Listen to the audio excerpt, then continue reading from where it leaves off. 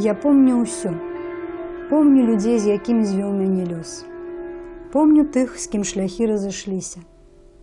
Помню літасцівых і адданых, светлых і разумных. Помню злосных і здрадных. Я помню ўсё. Тугу па радзіме і трывогу ў дома, лютасць дзвюх усесветных войнаў, бяздом'е і бязвер'е, рэвалюцыю і рэпрэсіі, адчай і надзею. Я помню ўсё. Як любіла і малілася, марыла і дасягала, працавала і верыла, страчвала і набывала. Я помню ўсё, непаўторнае маё, балючае, праўдзівае маё жыццё.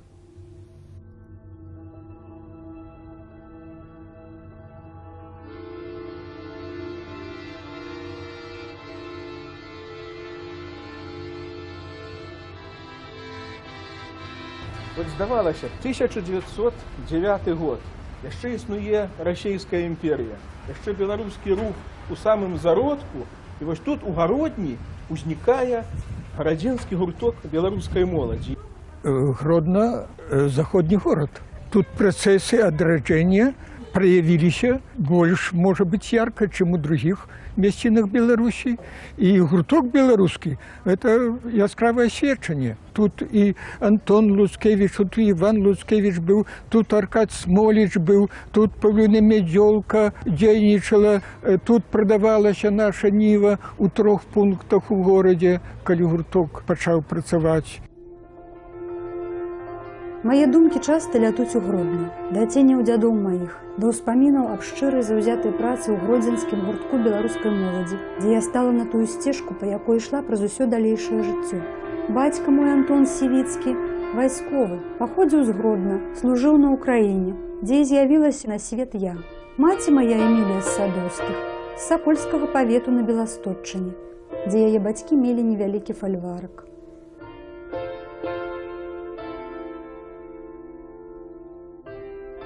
У 907-м раптоўна памёр бацька, і мы з мамай пастанавілі ехаць з Кіева да сваіх у Гродно. Яе дзед і бабуля па бацьку, Сівіцкія, жылі тут, у гэтым двары. І дом абноўлены, рэканструяваны. Ён быў двухпавярховы, ніжняя частка цагляная у гэтай ніжняй частцы і жылі дзед і бабуля. Ногі яе тупалі тут і дзіцячыя, і дзявочыя. Яна выбрала свой беларускі шлях тут. Невыпадкова яна лічыла, што Гродно мая бацькаўшчына. Восенню 909 года зарганізавалі гарадзенскі гурток беларускай моладзі. Мяне адразу выбралі бібліятэкарам гуртка. З гэтай прычыны завязалася карэспандэнцыя з віленскай беларускай кнігарняй, рэдакцыяй нашай Нівы, суполкай «Загляне сонца» ў наша ваконца. У іх быў хор, быў аркестр, былі салісты. Яны чыталі са сцэны беларускія вершы. Яны слухали рэфераты. Выйшаў альманах в 1913 годзе ў Гродні беларускіх літаратурных твораў. І хто выдаў? Гімназісты. Выступалі даволі мужна, таму што гэта забаронена было афіцыйна даваць спектаклі на беларускай мове. Прычым бралі вопратку, пазычалі нават нацыянальную ў вёсках.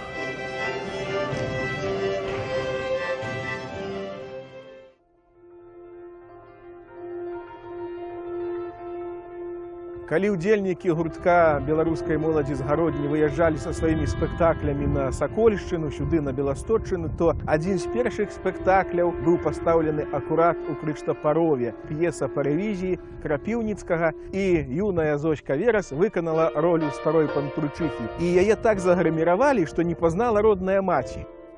Тут у Крыштапарове ў 1869 годзе нарадзілася маці Зоські Верас, Эмілія з Садоўскіх. Тут у іх была вялікая гаспадарка, сюды з Гародні Зоська Верас гімназісткаю прыязджала на вакацыі. Тут у дзеда быў велізарны сад на 300 дрэваў. Тут у іх было 10 кароваў, вялікі статак коней. Тут дзед разводзіў пчолы. Вось адкуль замілаванне пчалярствам у будучай рэдактаркі часопіса «Беларуская борць» Зоські Верас. Яшчэ ў 1912 годзе я пачала складаць беларуска-польска-расейска-лацінскі батанічны зельнік, ставячы на першае месца назовы раслін у беларускай мове. Я любіла прыроду пазнаваць, быць з ёю ў як набліжэйшым кантакце, гадаваць расліны, бачыць гэты цуд, як з малюсенькага зярнятка паўстае, вырастае, напрыклад, пышны куст кветак, знаёміцца асабіста з кожнай раслінай, якая спатыкаецца ў полі, ў лесе, на сенажаці.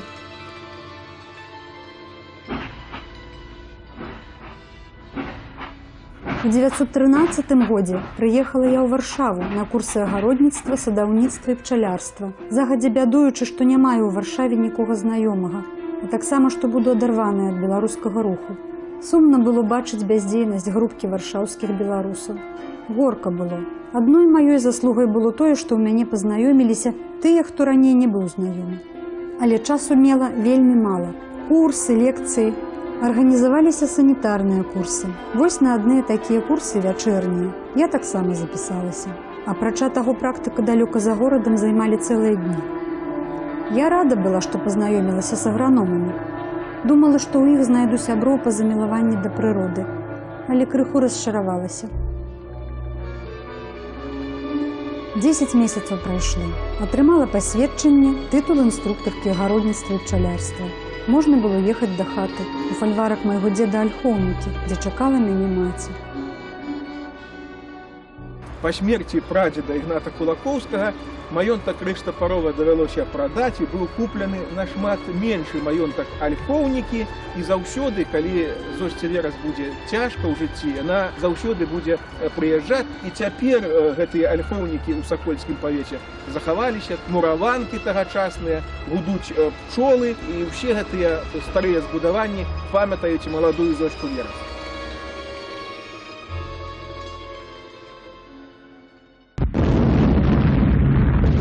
Толькі паспела прыехаць, пачалася вайна. Ах, да чаго ж страшны для мяне быў той час. Я, не маючы чаго рабіць, вучылася прасці лён, а пасля і ткаць на кроснах. Хадзілі чуткі, што нашы альхоўнікі знішчаць, каб не стаялі на дарозе. А я, ўжо апошнія дзянькі жыву ў гэтым доме.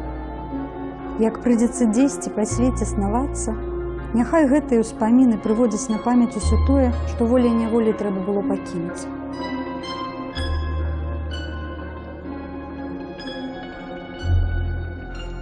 Расійскія ўлады ўсіх жыхароў на акупаванай тэрыторыі перасялялі, эвакуявалі прымусова ў глыб імперыі. Такім чынам Зоська Верас са сваёй маці трапляюць у Менск, дзе Зоська Верас пачынае працаваць у таварыстве помачы пацярпелым ад вайны. У Менскі камітэт таксама ўваходзілі такія вядомыя асобы, як Аркадзь Смоліч, Ядвігін Ша, Аляксандр Уласаў, Змітрок Бядуля. У гэтым таварыстве склалася вельмі цікавае, інтэлігентнае беларускае асяроддзе. Усе сябры працавалі па розных становішчах, і працы ў камітэце маглі аддаць толькі свой свабодны час. А я была вольная птушка і магла аддацца рабоце суцэльна. Пастанавілі, што камітэт вядзе рэгістрацыю уцекачоў беларусаў. Апрача таго, наняць пару памяшканняў дзе-небудзь на прадмесцях, каб танней, на так званыя начлежкі, дзе б можна было памясціць некалькі сем'яў беларусаў, якія б хацелі астацца ў Менску. І адразу паднялі пытанне аб арганізацыі сталовак. Адной платнай таннай і другой бясплатнай. Маці моя на той час была загадчыцай сталоўкі, і мы жылі тут на месцы і працавалі. Мы знаходзімся каля тае самай гістарычнай беларускай хаткі. Гэта адно з нешматлікіх месцаў, якое засталося ад тае пары. Менавіта тут Зоська Верас сустрэлася з Максімам Богдановичам. Тут, дарэчы, Богданович прачытаў упершыню свой знакаміты верш «Пагоня», і Зоська Верас была як бы сведкай вось гэтай гістарычнай падзеі. А ўвогуле на той час, 16-17 год, у Менску віравала жыццё грамадскае і палітычнае, і тут наспявалі вельмі цікавыя падзеі. Адразу пасля лютаўскай, так званай февральскай рэвалюцыі адбыліся з'езды вайскоўцаў паўночнага з фронта, заходняга, паўднёва-заходняга румынскага фронту, 4 фронтоў. І так склалася, што на гэтых з'ездах сакратарыва Федарак Михайлоўскі, арганізатар беларускай вайсковай рады, называў яе вайсковай костачкай па той прычыне, што яна была дачкой афіцэра рускай арміі майора. Зочка Верас пазнаёмілася з Ларысай Геніуш у 1967 годзе праз лісты, і іхняе шматгадовае сяброўства падмацоўваў і той факт, што яны абедзве мелі дачыненне да Рады Беларускай Народнай Рэспублікі.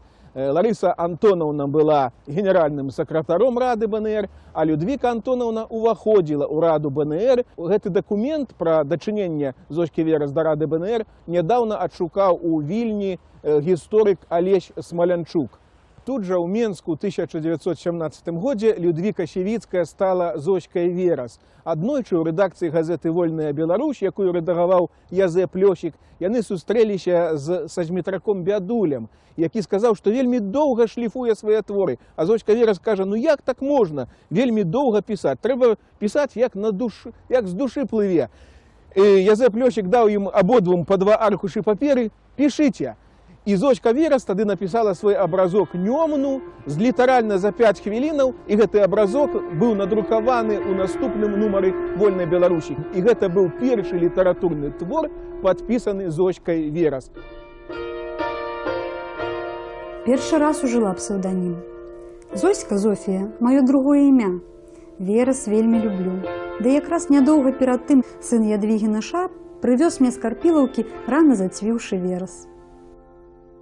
У гэты самы час Зочка Верас знаёміцца з Фабіянам Шантарам, ён быў вайскоўцам, служыў у Бабруйску і наязджаў у Менск на розныя беларускія імпрэзы. Это быў шматгранны, таленавіты чалавек, публіцыст, выдатны арганізатар, перакладчык, і ў іх успыхвае вялікае каханне. Дарэчы, Фабіян Шантар будзе наркамам у першым савецкім урадзе, будзе адным з першых, хто пацярпеў ад сталінскага тэрору. Ён быў расстраляны бальшавікамі ў 1920 годзе і нават не пабачыў свайго сына Антона, які ўжо народзіцца ў Альхоўніках. Зочка Верас даведалася пра смерць мужа з газетаў, прыехала ў Гародні і ў газеце прачытала.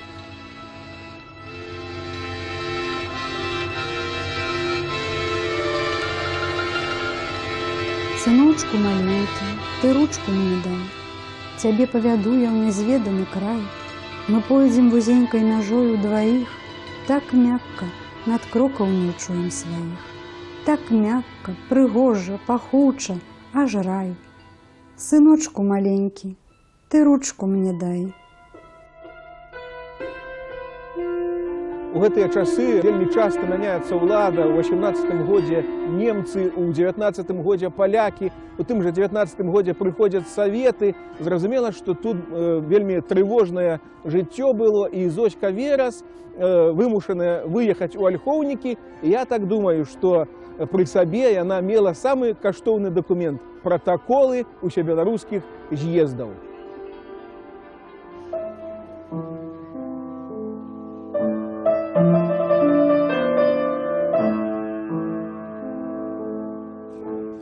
Даволі аднастайна праходзіла жыццё, аж пакуль не пачалася польска-бальшавіцкая вайна.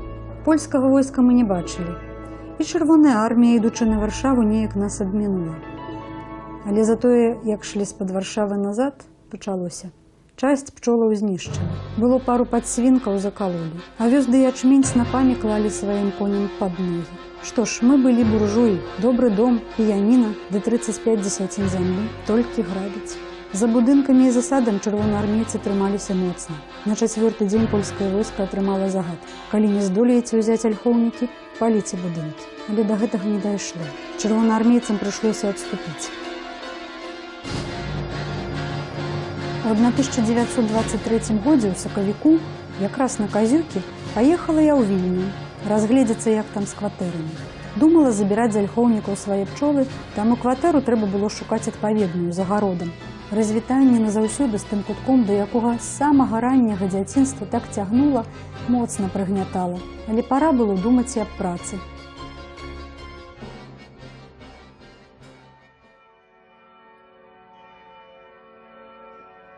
Мы знаходзімся зараз ля дома нумар 37 па вуліцы Віленскай. У 1922 годзе у ім пасяліўся Браніслаў Тарашкевіч.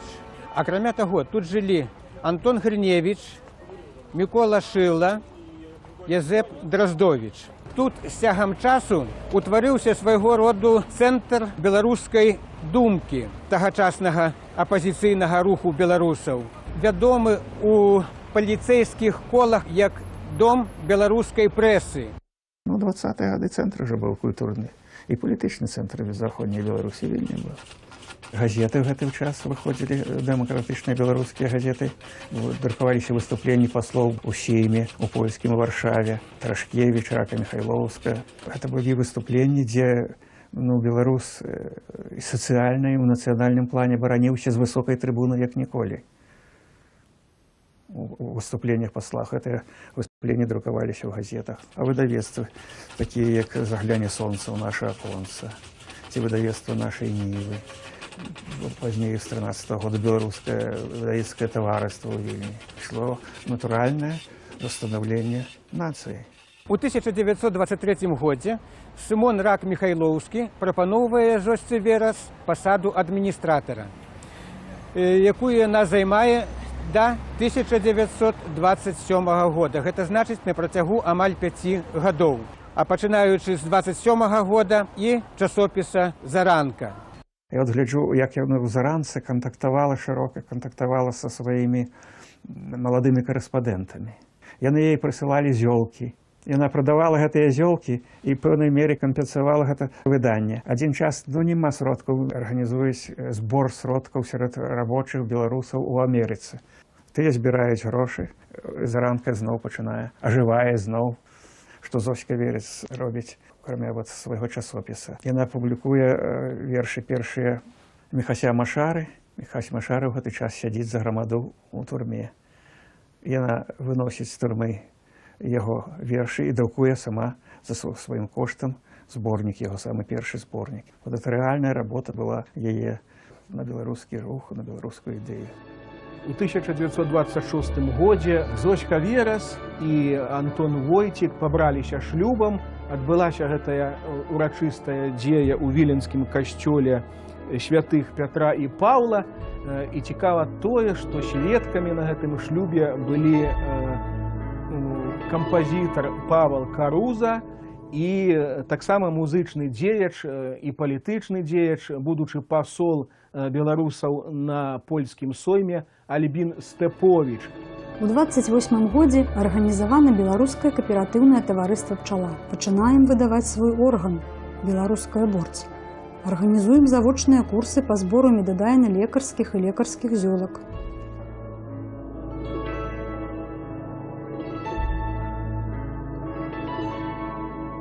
К канцу 30-х гадоў усё гэта знікла. Нацыянальна-вызваленчы рух, які ў заходняй Беларусі развіваўся, спынены тоже к концу 20-х годов, вот разгромлена громада. Хотя поляки не дошли до физического знищения интеллигенции. Лишь в тюрьмах многие сидели. И многие в 20-е годы утекли. Сюда утекли, бо в 20-е годы в Советской Беларуси шел натуральный процесс державного становления до советской основы белорусского. И те, что сюда прошли интеллигенция, Гриневич, тот же самый Рак Михайловский, Тарашкевич, Метла, тут же оказались, возникли. У 31-м гасне «Заранка». У 38-м перастае выходзіць беларуская борць. Закрываецца таварыства «Пчала». Наступаюць гады нейкага духовага летаргічнага сну. 30-е, 40-е гады гэта былі для Беларусі стратныя гады, вельмі стратныя гады. Мужа яе, які быў рэдактар Антон Войтік, выдаваў «Сялянскую правду», газету беларускую, арыштоўваюць, садзяць на Лукішкі. Яны былі з мужам у вельмі добрых адносінах, адно аднаго разумелі і падтрымлівалі, і ў працы гэта было відаць. Вось, і хату гэтую збудаваў ён. Фактычна мазанка украінская гэта хата іх гэта у Панарах.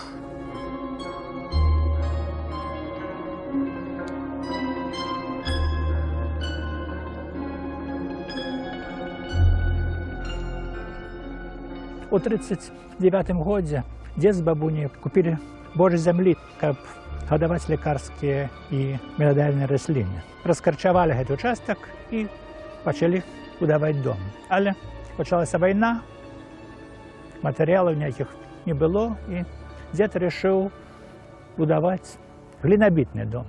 То есть они робили опалубку, куски кустов, тоді сыпали глину, трамбовали, наступный слой поднимали и так будовали аж до самого верху. Не поспели скончить для зимы. Зимой было вельми холодно, замерзала нават вода у дома. Почалась война, ну, по кресенье все зробили.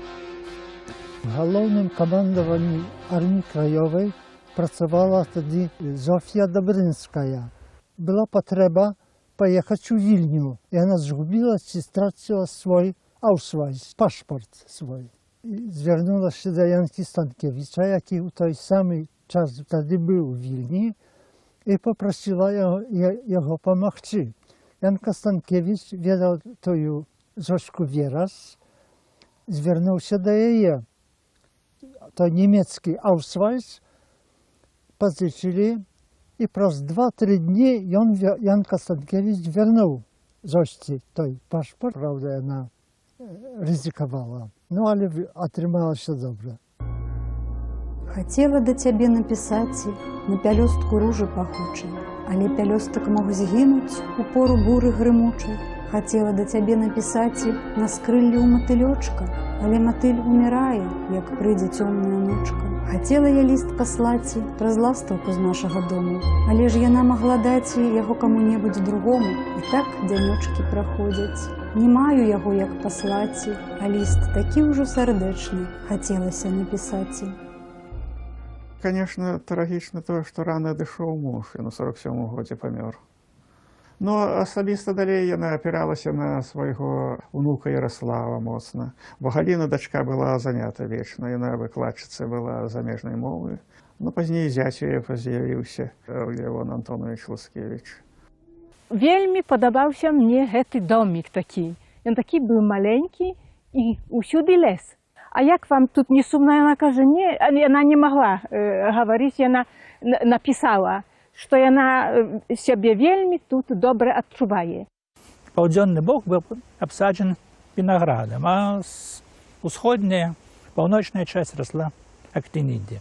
60-е, 70-е гады пачалі прыязджаць шмат людзей в Беларусь. Першы быў, ясна, Арсений Лист, пасля ўжо мастакі, пісьменнікі, і яна з усімі вельмі шмат гаварыла. Яна помніла вельмі добра старыя часы, о которых у гэтыя дні было мала ведама вельмі.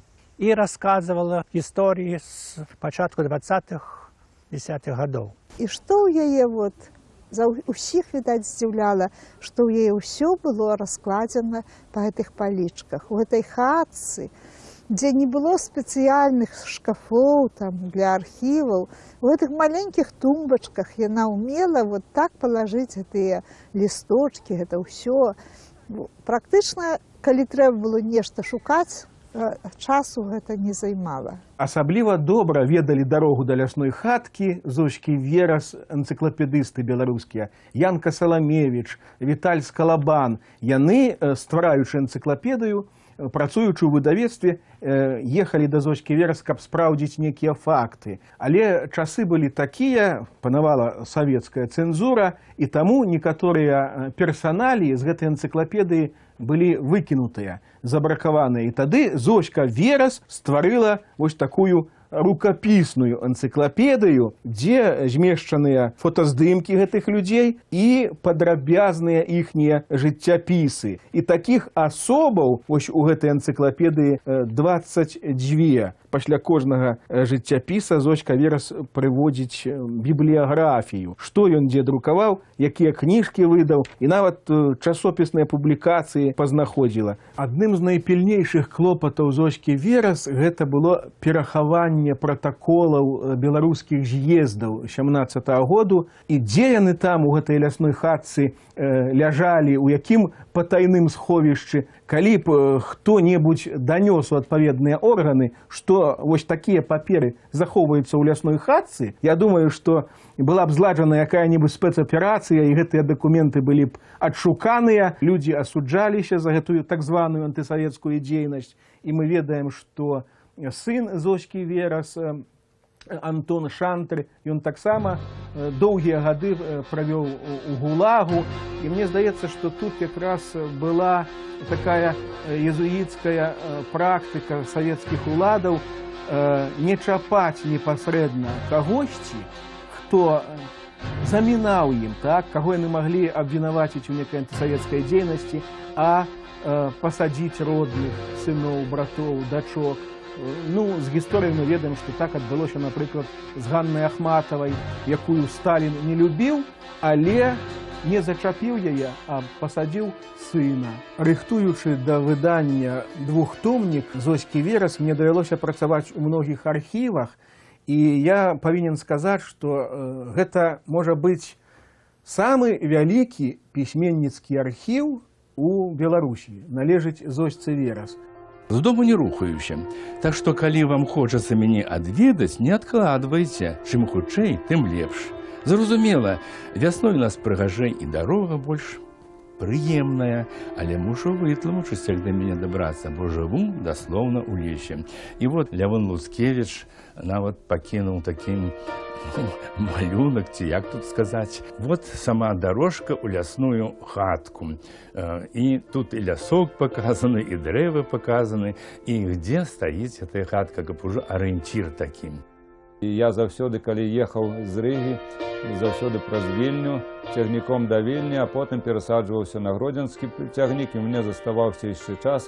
І назад, калі ехаў, таксама прыязджаў ці аўтобусам з Гродна да Вільні, і мне заставаўся часа гадзіны 4 там. Я спяшаўся туды ў лес, і адзін раз, як сусаніў, нават ужо цёмна было, снегу по колена. Я еле дайшоў, і толькі аганёк бачу. Яна з радасцю заўсёды чакала, сустракала, мне ўсё расказвала, я ўсё запісваў, і бег, і зноў на цягнік і ехаў у Рыгу. Я проста ганаруся тым, што сапраўды я з ёй быў знаёмы. Таксама, як і з Ларысай Геніус, вось я быў знаёмы і маляваў. І для мяне вось гэтыя людзі сапраўды адкрывалі тую Беларусь, якую я не бачыў і не ведаў.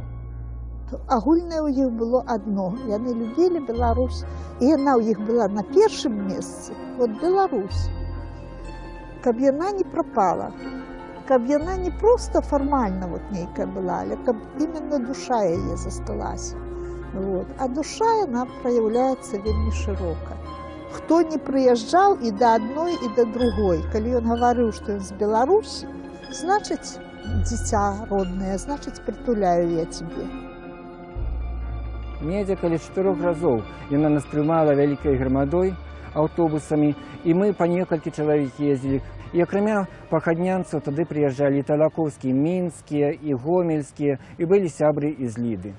І калі ў 87 годзе да нас прыехала камісія з Мінску, з ЦК партыі, абкама, і адбылася працяглая сустрэча, пасля якой пачалі выходзіць артыкулы, людзі з мінулага, прыходзіцца толькі здзіўляцца, у якой гаварылася, што беларуская моладзь цяпер такая неопытная, што едзе да гэтай Зоські Верас, якая жыве ў Вільні, і вось эта моладзь навучацца ад яе. Мы увогуле часта у яе збіраліся, мы адзначалі там тыя ці іншыя мерапрыемствы. У прыватнасці мы ладзілі ў яе вечар, прысвечаны 80-годдзю нашай Нівы у 86-м годзе. Пасля, калі ў нас з'явіліся песні Богдана Андрусішына, больш вядомага як Данчык, мы там слухалі гэтыя песні. Мы слухалі там песні у выкананні Сяджука, Сокалава, Воюша. З цягам часу тая хатка, у якой яна жыла, сталася свайго роду такім вось асяродкам беларускай культуры ў Літве.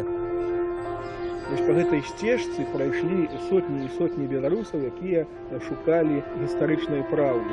З дапамогай Лявона Луцкевіча ці Валянціна Стэха гэтую лясную хатку знаходзілі. Адзіны выпадак вядомы Владзімір Караткевіч дабіраўся да этой лясной хаткі, ён паспадзяваўся на некія ўласныя навігацыйныя прыборы, і ён пайшоў адзін без правадніка, і ён лазіў па гэтых горах, па гэтым гарыстым лесе цэлы дзень і так не знайшоў дарогі да Зоські Верас. І так і вярнуўся ў Вільню, а ўжо потым яна яму напісала ліст, што панарскі лес просіць у вас прабачэння. Я з ёй пачаў ліставацца ў 1971 годзе. Пачалося наша знаёмства, а ўжо ў 72-м яна выказала жаданне прыехаць. Ёй хацелася паглядзець Каложу. Транспорт туды гарадскі не хадзіў да Каложы, быў луг з кустарнікам, прыйшлі яны так дзікім шляхам, пабылі, і калі вярнуліся, сказала, што вот я ажыццявіла сваю мару пастаяць каля Каложы, дакрануцца да яе.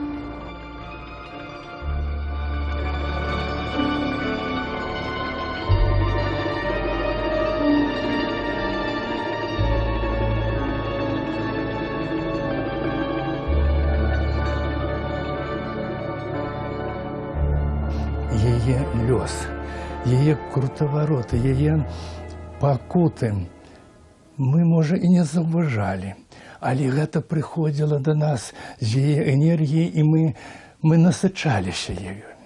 І гэта можа ролеваць, гэтай роля выпраменьвання Зоські Верас, як для мяне, так это самае галоўнае. Вялікі шок для мяне быў, калі мне раніцай пазванілі і кажуць, што гарыць ваш дом. Я приехал, были, дом уже сгорел, часть стена обрушилась. И самое великое вражение зробила на меня усходняя часть этого дома, где были книжки. Книжки еще, все еще горели, сторонки их открывались и загорались. Эти книжки горели еще несколько дней.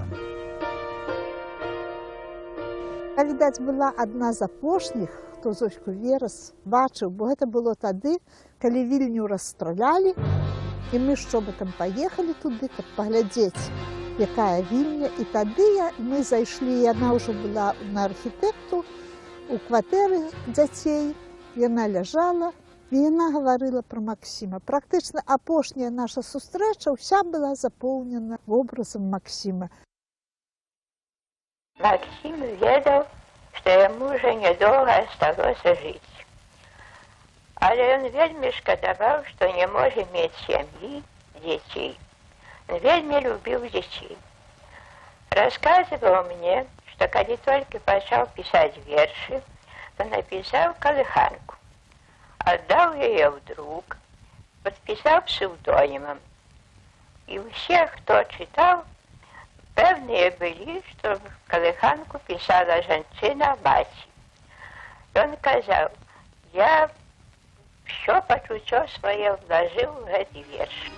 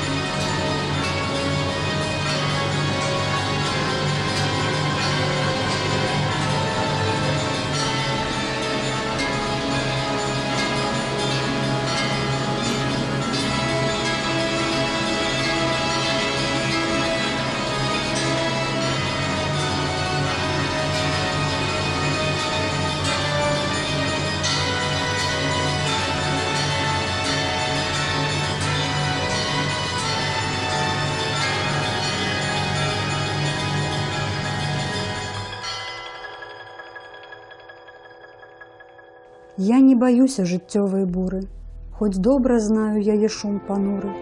І змрочнага не баюся ценю, без ласкі цёплай сонка прамені. І не баюся працаў мазольных для рук бяздольных. Але ж баюся я ўтраты веры, траты энергіі баюся без меры. Баюся жыцця без ідэалу, бо ў чорнай пустцы сэрца б сканала. Больш, чым цялеснай баюся смерці, душой умерці.